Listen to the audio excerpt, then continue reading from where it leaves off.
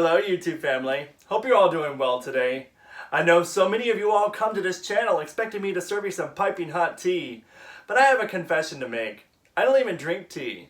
In fact, I don't even really like it that much unless it's bubble, but for the most part, I'm really a coffee drinker and on ice, so I don't even serve it piping. And I'm already almost done, so at this point I really don't even have anything to spill. So I hope you all can forgive me. And this is kind of an important day, so let's not be negative, right? Hi, my name is Derek. Most of you all know me as Dare to Be. Dare to Be actually originates as in Dare as in the first syllable of Derek, and DB as in the middle and last initial of my own name. It has come to be Dare to Be as in Dare to Be Yourself. Yes, I know it's kind of cheesy, but it's something that I came up with in high school and it's kind of really just stuck. So, I don't know. Last week on my YouTube community needs post, I asked you all to provide me questions for the special Q&A video for my anniversary. And I'm going to spend a couple first minutes to describe my life, my history, and my time in Korea to help answer many of the questions that you all asked in regards to me. 8 years ago, I started my YouTube channel on October 5th, 2010 with my very first video of Boa's best dance music videos. But actually, my very first exposure of K-pop was Wonder Girls' Nobody's live performance that went viral on YouTube back in 2009. My next exposure of K-pop actually occurred in the summer of 2009, where I was studying abroad in Singapore, and I also traveled to Japan. I was listening to Utada Hikaru Pandora, because I love Utada Hikaru from Kingdom Hearts. And through the radio, I actually discovered and liked up a lot of Boa's songs. After I looked into her, I realized that she was Korean, and she kind of helped me bridge into the K-pop world. Through that, I also discovered songs like TVXQ's Triangle and many other artists, as well as Rain, because he was doing Ninja Assassin that fall in 2009. Didn't exactly get into K-pop until the following summer of 2010, after I realized that Boa was going to be coming to the United States at the Los Angeles SM Town concert in September 2010. During that summer, I realized that I really wanted to go because that was going to be my only opportunity that I was going to see Boa. Therefore, I bought my ticket and actually decided that I needed to look up the rest of the artists before going to this particular concert. And upon doing so, I realized I noticed that there were artists like TVXQ, FX, and Girls' Generation, who I've already had experiences with prior to that. But all I really needed to study up on was Super Junior and SHINee. After looking into all of their catalogs, I really started to love all the artists and was super excited to go to this concert. After that amazing concert, when I got home, I actually decided to take all the fan cams and create little compilation videos and upload it on the old channel of mine that I started with.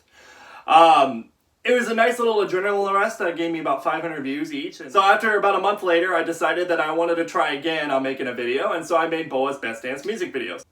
Then I followed up with Boa's best live dance performances, and then followed up with TVXQ's best live dance performances, and then SHINee's best live dance performances. And in doing so, making those videos really helped me learn more about the artists and their talents and what K-pop has to offer. And it had snowballed from there, and I ended up making many more artists after that. As the months started to go on, my old channel really started to grow, and I actually became one of the original writers for Koreaboo. In doing all of this, it actually really helped me learn more about the Korean culture and the K-pop world and really study up on what it all has to offer. Coming into 2011, I actually started experiencing copyright strikes on my old channel, and so I moved to the channel that I'm currently on now. At the start of 2011, I decided that I wanted to move to South Korea to become an English teacher. So I did my application and ended up eventually moving there in April of 2011. I was an English teacher for 1 year in a small little town called Dongtan, and it was a tremendous experience, and it was kind of this little small Samsung city. As I was coming to a close on my 1-year contract in my English teaching, I decided that I wanted to pursue other opportunities while I was still there. I ended up applying to become a master's student at the local Korean university in Seoul, where I moved there in August of 2012. I was there for 2 years, and unbelievable experiences because people were from all over the world. Half the population was Korean, and the other half was from students from every country you can imagine. My time at Korean University cannot be fully described into words. It was an outstanding experience of mine and a decision that I never regretted. Making so many friends and long-lasting friendships, it actually ended up being a better experience than my undergraduate at University of Texas. While there, I even wrote my thesis on K-pop and the globalization of it in the United States, Japan, and Korea. It was a fun experience and one that actually set me apart from the rest of my classmates because everybody else did economics. But in my case, I had a passion for it and continued and learned even more about what the K-pop has to offer. In my time in Korea, I also dabbled in a lot of other things, such as the entertainment industry while I was there. I've done voiceover work for Arirang Radio. I also was a reporter for a local magazine. I dabbled into being an extra for a drama. I starred in a Samsung commercial, and I was even in a dance crew where we covered K-pop songs at the Dream concert in 2014. I was terrible, by the way. All in all, my 3.5 years there in Korea was unbelievable, and I was fortunate to be able to have taken advantage of the opportunities and experiences that I had over those years. All good things come to an end, and I was sad to say goodbye to Korea in 2014 and moved back to the US in September. But I will never forget the opportunities and that chapter of my life that I had in Korea, because it has really helped shape who I am today. Yeah, that was kind of cheesy, but I really do mean it. Well, I hope that answered a lot of your questions. About 50% of over the 100 questions you all asked me were about myself. And I'm going to spend the rest of this video answering the rest of the K-pop related questions in a voiceover, because I really need the time to think about those. So let's get started. Okay, so I was asked to get the top 5 most legendary K-pop groups for me. So many K-pop groups have made an impact on me over the years, so choosing just 5 was quite difficult, but here we go. Number 5, Kara. They were a group that consistently put out my top favorite K-pop songs several years in a row. 2010 was Looping and Jumping, 2011 for Step, Pandora for 2012, Damage Lady for 2013, and Mamma Mia for 2014. Bop after bop, y'all. Number 4, FX. Back in my Japanese class, I already knew about K-pop, but I wasn't invested in it just quite yet.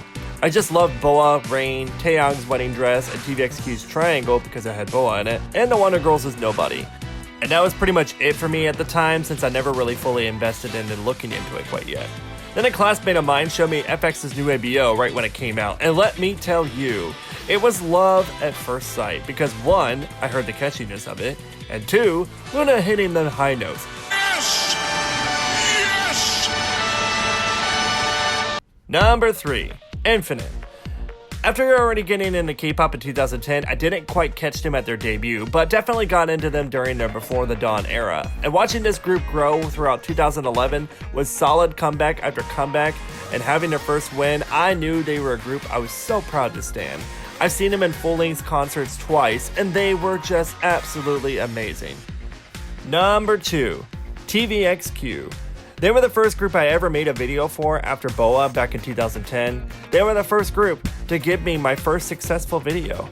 Seeing 1,500 views in one day was the most exhilarating rush I ever felt back in my early days of YouTube with only a handful of subscribers. They were a group of one of the first K-pop groups I learned of because of Boa through Triangle. They are the legends that showed me what the K-pop industry has to offer.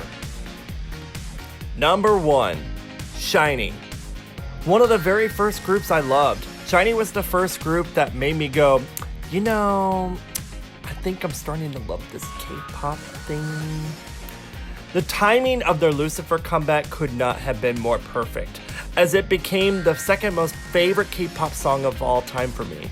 SHINee was the 3rd artist I ever made a video for, and one that I followed closely in my early days of K-pop. I loved watching Hello Baby. It was my first real exposure of Korean culture, and back in my early days of YouTube, the Shawwalls were my biggest fandom of followers, because we all shared the same love of the group that deserved the world. The SHINee world. Okay, that may have been a pun that was intentional, but you guys get what I mean. SHINee really helped me get into K-pop and was the driving factor of my channel and helped put me on the path that I am at today. Any advice on how to get people interested in the K-pop genre, or to get people to understand why you like K-pop? Well, when it comes to my K-pop suggestions over the years, I never really had one go-to song. But I did show a wide variety of people Gangnam Style when that released. Yeah, I was that demographic, spreading it viral. You're welcome. However, I typically always tailor my audience in regards to K-pop suggestions. For example, if my friends love a song that gets them to move and play at parties, I'd show them something like Big Bang's Fantastic Baby. While my aunt, on the other hand, loves classic sounds that are packed with killer vocals, and so I showed her Mamamoo's Piano Man. If my friend loves anime and rock sounds, then I show them Dreamcatcher. So yeah, I learned my audience's likes and interests and come up with a good match from there, because K-pop is so vast that you can find something for everyone. Oh, and thank you for the support, Josie. Yo Dream asked for my top 5 favorite K-pop debuts. For this, I mostly based this on which debut songs had the most play counts for me, and an honorable mention is X5's Don't Put On an Act. Number 5. B1A4, OK. First group I loved from the very beginning. Number 4. Blackpink, Boombaya. Song is lit, it gets my ass going because it's one of my favorite songs of 2016, honestly. Number 3. Girls' Generation, Into the New World. I love this and the remix version, both classic, solid songs.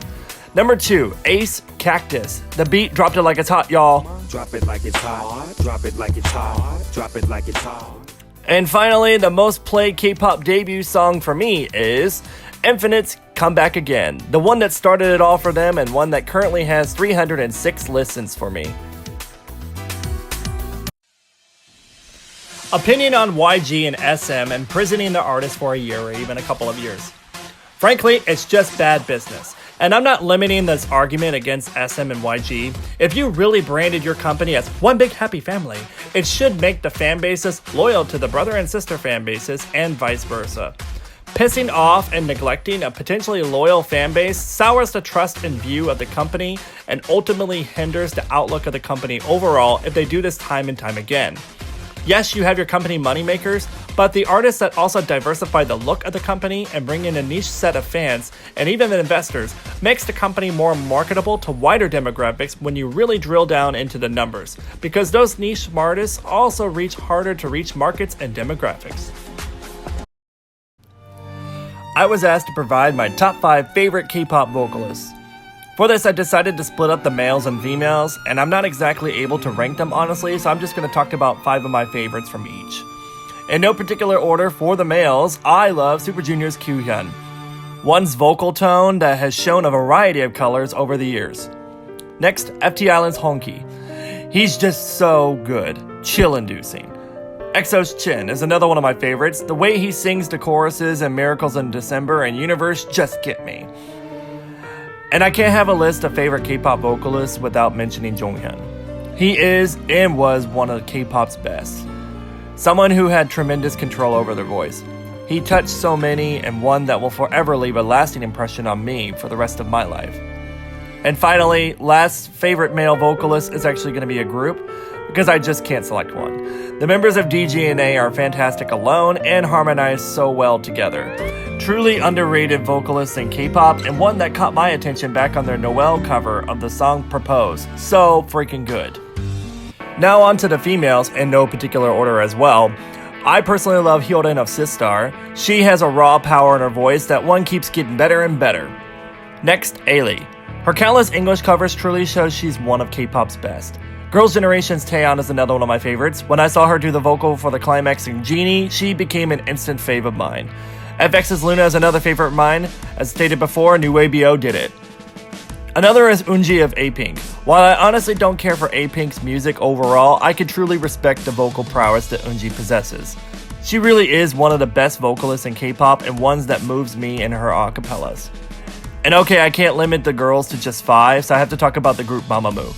They're a group that works so well together and one of the newest generation's best vocalists. They kill it every single time. What is your opinion on lip syncing? The only time I like lip syncing is when the artist wants to show off the choreography in a live comeback stage to show the dance in its true form. I also can understand the need for it if you're sick. However, I really hate MR assistance and removal videos. Back in the day, artists used to perform without assistance, and you could really tell if they were a good singer or not. Nowadays, it's so difficult to tell because there's so much post-editing and backtracks that mask the singer's abilities. I just personally much prefer to see an artist dumb down the choreo and showcase real live vocals to prove they're the real deal. Just my thoughts. What do you think of NCT's unlimited members concept? Honestly, it comes out to me that SM doesn't want to spend money and effort and debut a new boy group, and instead just keeps throwing trainees into NCT. It's too much to follow for the general public and K-pop fans. It becomes less of a focus on the members and growth, and more on getting money from the NCT brand. Think of it like a movie. You want to see character growth and development. Instead, we're seeing a constant swapping and adding of characters that makes the overall story hard to follow with the lack of development in its main cast. I hope that analogy made sense. People like to think I like to hate on NCT a lot in my things that K-pop should have done differently videos, but I'm seeing this from a business perspective and a longtime SM fan. I really want them to do well, and the execution could have just been so much better. What's your most favorite rookie girl and boy groups out right now? Well, my favorite rookie girl group, Dreamcatcher, my dark anime princesses. Favorite rookie boy group, Ace, my gender stereotype role-defying boys from Thailand. Please erase your brain as for my top 5 favorite K-pop concepts ever. For this, I chose well-thought-out concepts in terms of musical direction, appearance, and even tying it into their choreography. Number 5, FX's Red Light. I love the badass military concept the girls had in the fight and the issues they presented in their song. Number 4, SF9, O Sole Mio. Really nice to see Spanish inspiration of K-pop all the way down to the outfits, sound, and choreo. You go, my little matadors. Number 3, VIX, Voodoo Doll. The Dark Kings brought out the Skull Scepter and pierced my little heart. VIX has a lot of great concepts, but this one is literally my favorite song of 2013. Number 2, Wonder Girls is Nobody. The first K-pop song I ever saw, a true classic retro K-pop song that captured not only my attention, but so many across the world. And finally, my number 1 favorite K-pop concept is SHINee Sherlock. I love the idea of how they mixed 2 different songs together and brought out one of the best choreographies in the history of K-pop. Fantastically done. Did you ever regret making your channel? Over the years, I've had a lot of ups and downs. I'll admit that I've expressed jealousy and annoyances at other K-pop YouTubers who put out content that took a quarter of the effort that I did for my videos and did everything from clickbaiting and never really had the passion for K-pop like I've had. And I'll leave that to your imagination on who I'm referring to. I've gotten over that, but it still definitely lingers in the back of my mind. And I think my biggest regret is that I never actually really started a YouTube vlog channel when I moved to Korea in 2011. I feel if I did that, I would have really established myself as a prominent YouTuber here in the K-pop community, and one that would have gotten me killed along the way because, you know, I have an opinion, and that's like now in the K-pop world. The next top 5 submitted by Neko Mexicana asks for my favorite Japanese releases by K-pop artists. Alright, if you all are interested in some videos of mine, my favorite songs over the years videos all include Japanese releases in them. And I do have BoA and TVXQ favorite songs videos too, because let me be real, I can easily make top 20s of just their Japanese tracks alone. For this, I'll limit this to 1 song per artist and throw in a bunch of honorable mentions. And those honorable mentions are right here. And number 5, The Boss's I Want to Take You Away Right Now. Number 4, SHINee's Breaking News. Password is great too. Number 3, FT Island's Be Free. Number 2, TVXQ's Breakout. Again, so many amazing ones they have. Number 1, and my most favorite Japanese song, and very first Japanese song I learned all the words to is BoA's Be The One. I mean, did you guys really expect that I would have anything other than BoA for this one? Duh. Hammy asked, how are you? Well, I'm fine, Hammy. Thank you for asking. Hope you're doing well, too. And who is your bias in SHINee? When I first got into SHINee and watched Hello Baby, Jonghyun was easily my bias. I loved his voice and his sarcastic personality. Over time, I really loved Onyu. He has such a smooth voice, and I loved his pure aura. When I lived in Korea, the girls saw him as the quote-unquote boy next door, and that is the perfect description of him. A lot of people ask for my favorite K-pop soloists, which makes me happy because so many fans of today ignore soloists unless they come from a group. Everything's always about the groups. Soloists hardly ever get mentioned in K-pop videos, and so yeah, I'm looking at you K-pop YouTubers. Anyways, I'm sure most of you already can guess the number 1 from like 2 minutes into this video on a question like this one, but let's just do the other ones. Number 5, 7. 4, Rain. 3, Yuna. 2, Ailey. And number 1, surprise, surprise, BoA. Oh, and if you haven't already figured it out, I excluded all soloists who come from groups because that's a different list, obviously. Which K-pop artist do you want to see do a retro concept in the future? I'd actually love to see Dreamcatcher tackle an old classic rock sound, something along the lines of the 80s Brit rock like U2 did. Similar to what Rose's Baby sounds like or NCT's Without You. That would be awesome. Do you prefer living in South Korea or in the US? Alright, I did really love living in Korea. Most definitely. A decision I'll never forget. But in terms of my long-term and personal future, it's better that I stay in the US. Would you ever do a fan meeting? No, I don't think I'm popular enough to have one, but I totally would. But I doubt I'll ever get invited to KCON though. But who knows? That would certainly be surreal for sure. I hope to be a K-pop educator and one that can bring about intellectual discussions to the ones that are sane and willing and able to talk in a civilized manner, of course. And Cray Cray fans, the exit is on your left. Don't let the door hit you on the ass on the way out. Thank you for stopping by. Have you gone to any K-pop concerts? And which ones?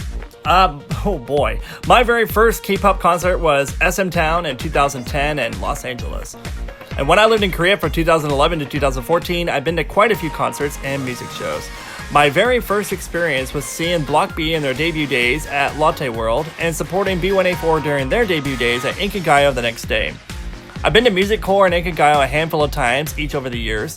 One time to Music Bank and one time to M Countdown. I've seen the Incheon concerts and many special concerts, including Dream Concert in 2014. I've done SM Town 2010, 2012, and 2014. YG Family in 2011, Super Junior Super Show 4, Boa's Here I Am and Daegu, Infinite's Second Invasion and One Great Step, SHINee's livestream comeback for everybody that also featured Infinite, Girls' Day, and EXO, EXO's debut showcase, Walk with the Stars that featured Infinite, Sistar, Nine Muses, and Zaya. With this special concert, I managed to win this signed autograph Infinite album, and I was one of 8 people out of 1,600 people to receive this prize. Oh my god, I was so fucking happy.